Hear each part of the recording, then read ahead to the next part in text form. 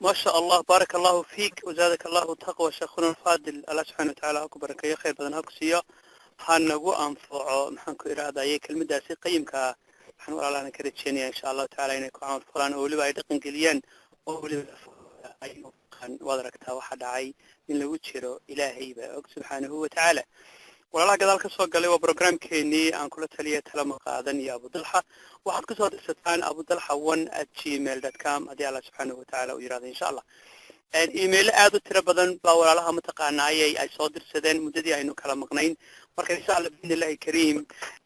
سدا يدكو كلا ريان وبنوسو دين دونا إن شاء الله بإذن الله الكريم مركز إن شاء الله هلا الصبر هدي أدمانكو إرادة ترى هذه الهلي ويدي ما أنت أما next week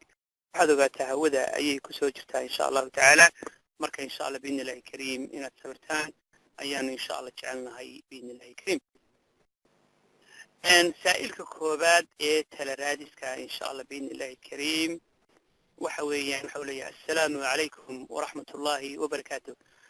أن شيخ أدياد بن سلام يا بويري يا ولا الله والسلام كبعدي أن سائلتني وقبره واحد روح أنا كبر سومالية وغدا كنت شوكتا waxay shaqo waxaan rabaa talo iyo waliba duco waxaan ahay gabar jirta 4 sano waxay igu adkaaday guurka oo markasta oo aan isku dayo inaan guursado ma garanayo waxa iga khaldan oo ay hortaagan runtii waxaan ahay gabar dhowrsoon Allah subhanahu wa ta'ala ku xiran markasta marka aan isku dayo inaan guursado waan istiqaaraystaa ma garanayo meesha waxa iga haystaan sheekh weligay xitaa laba qof ma wada shukaan sano isku wadin aniga oo ka cabsanaya inaan midkood dambi ka galo sheekh hal arrin oo aan isku ogahay ayaa jirta talo arrintaas waa maxay xoogaa waan xanaaq dhawahay marka aan rabo in aan guursado waan istiqaaraystaa markaas ayaan qalbiga necbaan ka dareemaa yani qofkii marka aan gacanta ku dhigo qalbiga ayaan ka dareemayaa bay tiri yani necbaan oo nacaya qofkii markaas waxaan ku iraadaa aynu walaalo una haano anigoo mutaqaana waliba si waxanaaqsan sheekhow maxaad igula talin lahayd bay leedahay sheekh in alla sawj xalaal ah oo saalix ah adduuniya aakhiraba aan isku liibaano oo ilaahay u isahlo ayaan doonayaa inaad iigu soo ducaysid walaaluna aaminta ha yiraahdaan leetfadal mashkuuran wa majuura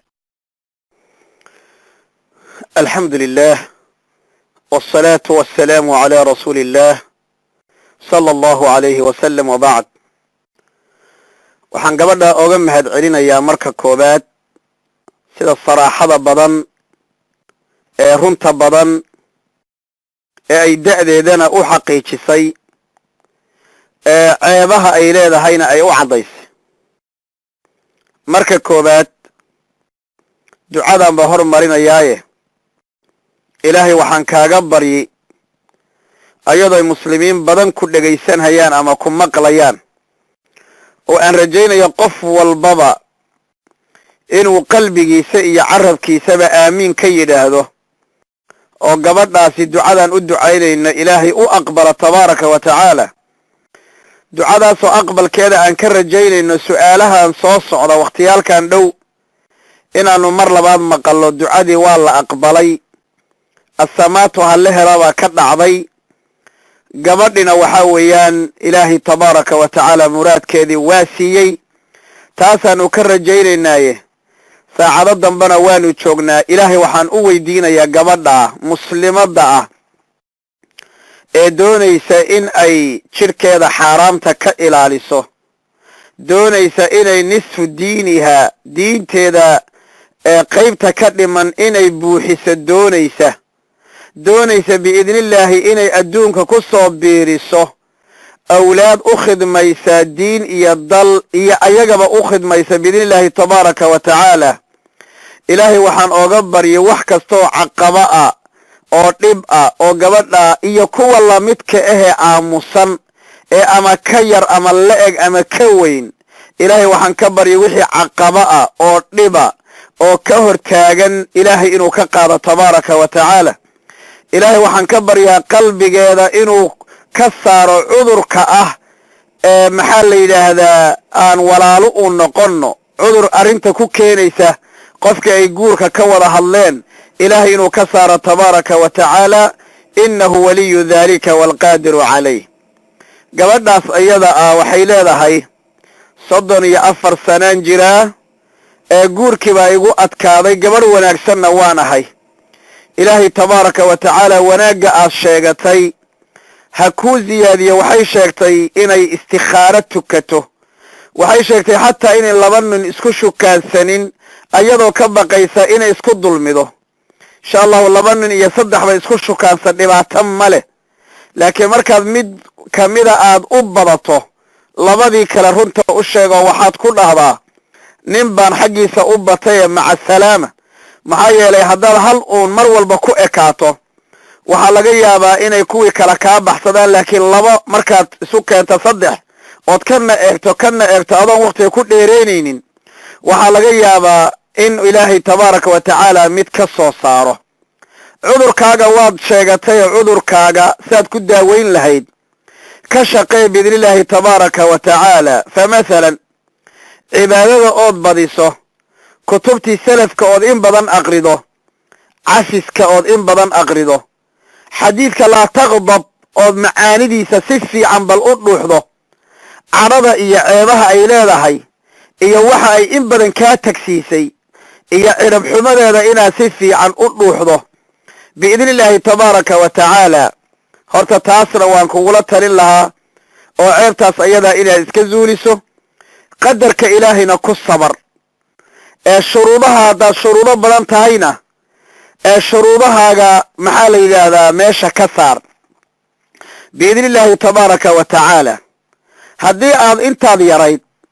hadda 34 sanaad jirtaay intii aad 18 jirka iyo inta u dhaxaysa waxaa jira gabdhaha qaar nafsi bay galaan wiilka u yimaada maya ma anigoo heblaaye ah ma anigoo bilicdan iyo quruxdan leh ma anigoo maanta nin mataqaanaa faqiir ah ama sidan ah isoo hawaysanaya gabdho badan oo nafsi gala baa jira ayagoo yaryar kadibna abaal iyo ciqaab looga dhigo inay guurba ku soo bixi waayaan gabdho waxaa jira ballan ooga baxa wiilal markay yaryar yihiin markii ay ballanta ooga baxaan in badanna ilaahay uu ku ciqaabo ayagana inuu guurku ku adkaado adiga markaa intan ha fiirinin oo waa caray badnay ha dhihine 34 sano intaad ka soo gaaraysay bal wax nafsi ood guratayna dib u noqo oo ilaahay u toobad keen tabaaraka wa tacaala cafisna weydiiso waxaad dib ugu noqotaa waxyaalaha tusaale haddaan ka bixiyo qolo aan gabar aan qaraabanahay ayaa waxay dhihi jirtay anuu ma jeceli haddaan guursado ilaa 8 sano inuu ilaahay awlaad isiiyo tabaaraka wa tacaala bal waxaan rabaa guurka inaad si fiican ooga dhergo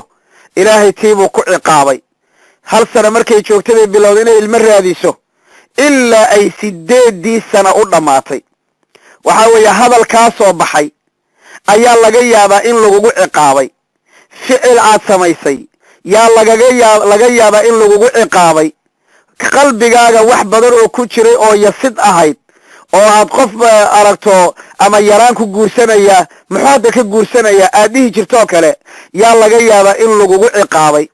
imtixaan ilaahiya inay tahayna waa shay suurtagal ah warka oo kooban oo kooba ku jira waxaan ku dhihi lahaa horta ilaahay in badan bari shuruudaadana iska yaree toobad dhammaystirana la imow dibna iskugu laabo oo cafis weydiiso haddii wuxuun aad mataqaana aad soo gashaad isleedahay qadaha iyo qadarkana siday tahay oogu sabar ilaahayna waxaan kaaga baryaa saan horeyba oo ducada oogu bilaabay inaan shanqar wanaagsan oo dhagahayaga u roon inaan mar dhow aan maqallo wallahu aclam